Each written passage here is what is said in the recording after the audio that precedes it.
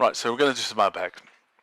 Remember, these are questions that you guys have left on my channel that I'm going to try and answer, or actually, in some instances, some of YouTubers out there have answered for me, and I'm just making sure everybody sort of gets the message of where the question was going.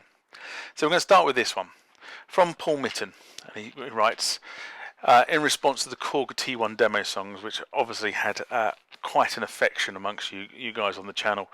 I grew up with the Korg T2EX. I listen to these tracks all the time. Ha ha ha. And I've always been amazed. Well, I haven't been amazed because they are damn good synthesizers. But how well the Korg workstations have stood the test of time. I still play with my M1. I have a T1, as many of you know, because you've seen the videos about me restoring the T1 to rude health. But it's very interesting that synthesizers that came after these flagship machines, and they were expensive at the time. You know, the M1 was expensive, the T1 was extortionately expensive, as was the high-end Tritons and Trinities and the Oasis. God, that was expensive. But all of these keyboards, or should I say workstations to me, have stood the test of time. In fact, to the point where they were actually more functional when they were released than some of the keyboards that other manufacturers, and including Korg, released thereafter. So there you go. The other thing to remember is that many of these demos, of course, are written by Don Muro, who is still around, and you can go and find his website. It's donmuro.com, I think. But there you go. Go look him up.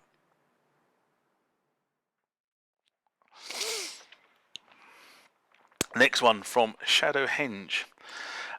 Response to Roland MX-1, setting up the MX-1 for your environment. And he says, or she says, how does a pair of them play together? Can you sync them? Do you have to make sure they're really good at you're really good at hitting the start at the same time? Well, it doesn't matter how good you are at hitting the start at the same time, you'll never have them in sync, so that's a no, that one is out of the question. And I don't have two MX-1s.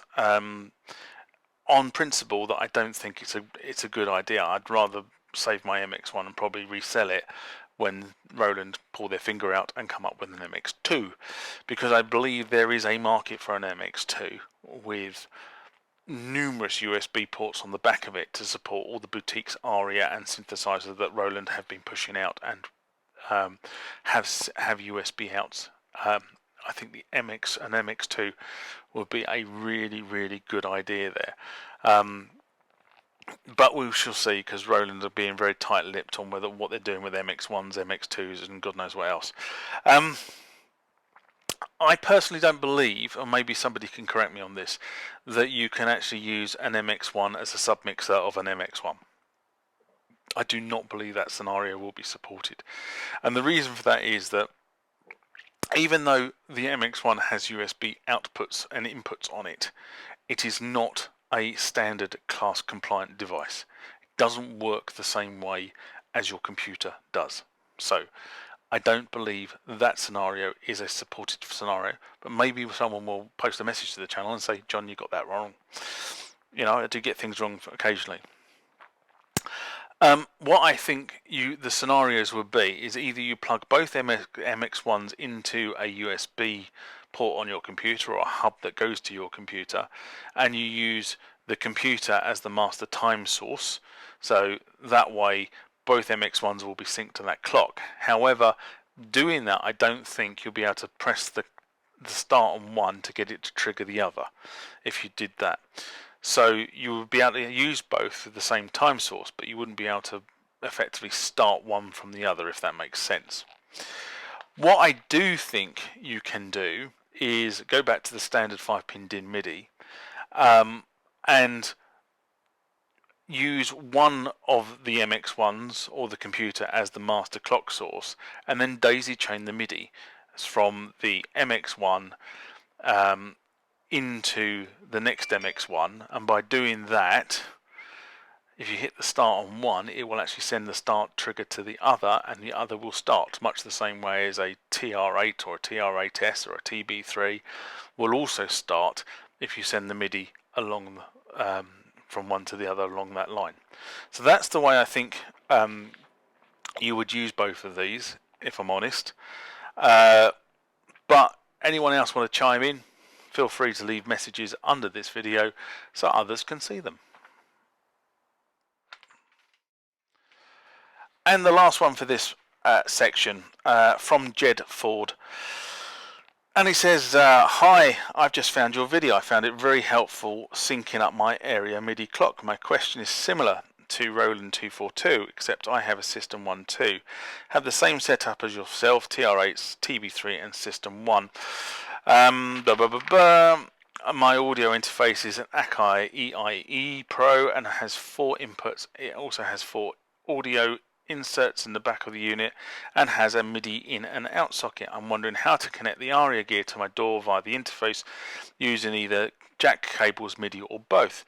I would like to record and play back the TR8 to the TB3 and the System 1 all together synced up using the MIDI daisy chain method like you had in your video, and also play and record each unit separately. I really hope you see this comment can help me out. I'm looking online and your video is the only one I can find.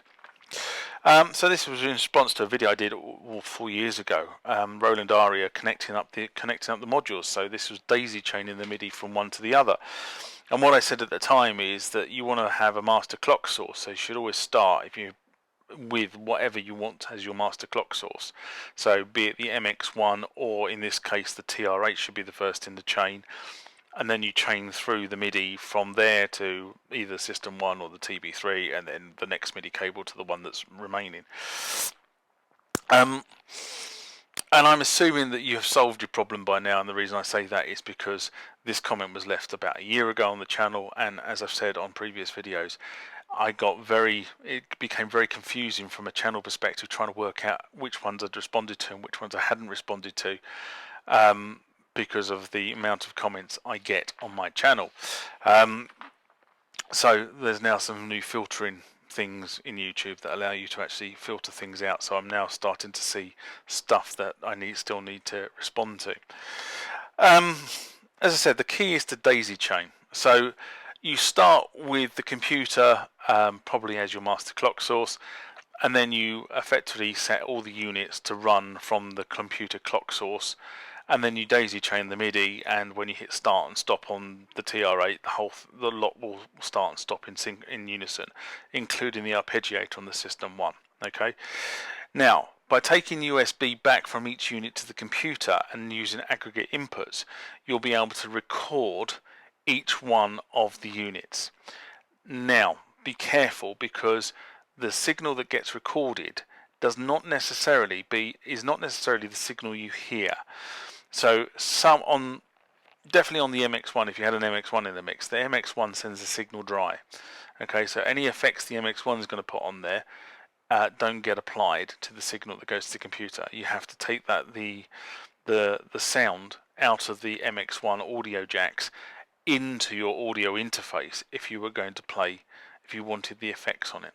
So again, I know that there is something, and I can't put my finger on it at the moment, there is something that I think the System 1 doesn't put on to the signal when it sends it to the computer. So just be careful. If you think the sound is wrong, then it's probably because something in the processing chain is not being applied. But other than that, that's the way I will probably set this up. You don't need to use the audio interface. You can aggregate the inputs on your computer. However, if it is important that you have exactly the same sound that's coming out, then take the line outs into your audio interface and record them into your DAW that way. Still remember, keep the time clock synced to the computer. Hopefully that's helped, and I shall see you next time. Bye-bye.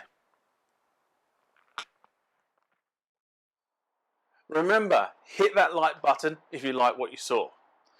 Subscribe to the channel and hit the bell icon to be notified about more rants, more mailbag, more questions and answers, and more videos about this sort of stuff when it's loaded to the channel. Until next time, bye-bye.